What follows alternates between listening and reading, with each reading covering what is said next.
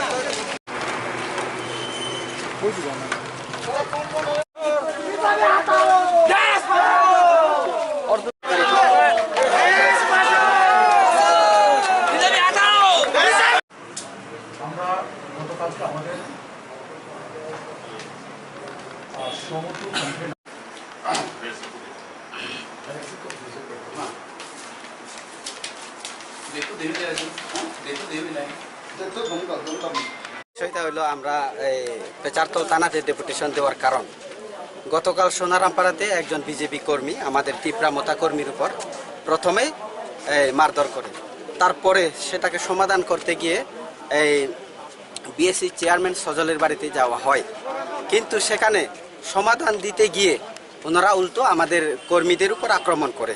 পরে ওনাদেরকে হসপিটালে নিয়ে আসা হয় পেচারতলে। তৎক্ষণাৎ বিজেপি কর্মীরা হসপিটালে এসে আমাদের যারা রোগীদেরকে দেখতে গিয়েছিল তাদের উপরই অতর্কিতভাবে হামলা করে লাঠি এবং ডান্ডা নিয়ে।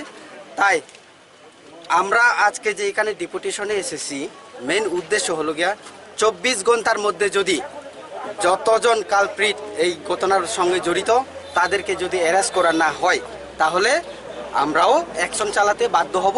এবং আমাদের যে 4 জন আহত ওনারা হলেন অমর শান্তি চাকমা এবং দ্বিতীয়জন হলেন প্রাণেশ দেওয়ান এবং আমাদের সাবজোনাল চেয়ারম্যানের সুধীর চাকমা এবং একজন পুলিশ কনস্টেবল একজন সঞ্জিত চাকমা ওনার নাম।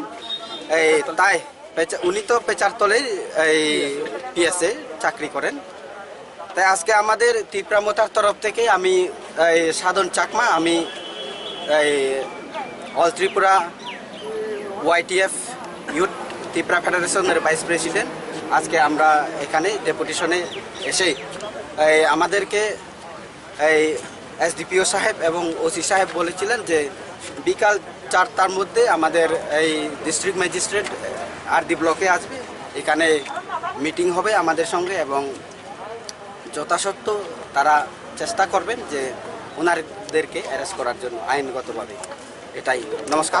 গাড়ি একটা ক্ষতি হয়েছে আর এখানে দোকান 2-3টা আছে, এরপরে বাইক আছে 5টা। বিজেপি কর্মীরা কাল রাতারাতি সন্ধ্যার সময়ে আক্রমণ করার পরে ওনারা সম্পত্তির উপরে এইভাবে তারা আমাদের সম্পত্তির উপর ধ্বংস করে দিয়েছে ওনারা। তাই আমরা এই সম্পত্তি সহ যদি যারা এখানে 12 জন লিস্টেড আছে আসামি তাদেরকে যদি আমরা অ্যারেস্ট এবং তার সমাধান যদি না পাই তাহলে আমরা তীব্রামতা আর বসে থাকবো না। এটা বিজেপিদের আমরা ক্লিয়ার মেসেজ দিতে চাই, ওনারা যেখানে থাকেন না কেন অবশ্যই আমরা ওদেরকে বের করে আনবো, যদি আইন যদি আমাদের সঙ্গে যদি সঙ্গ না দেয়। এটাই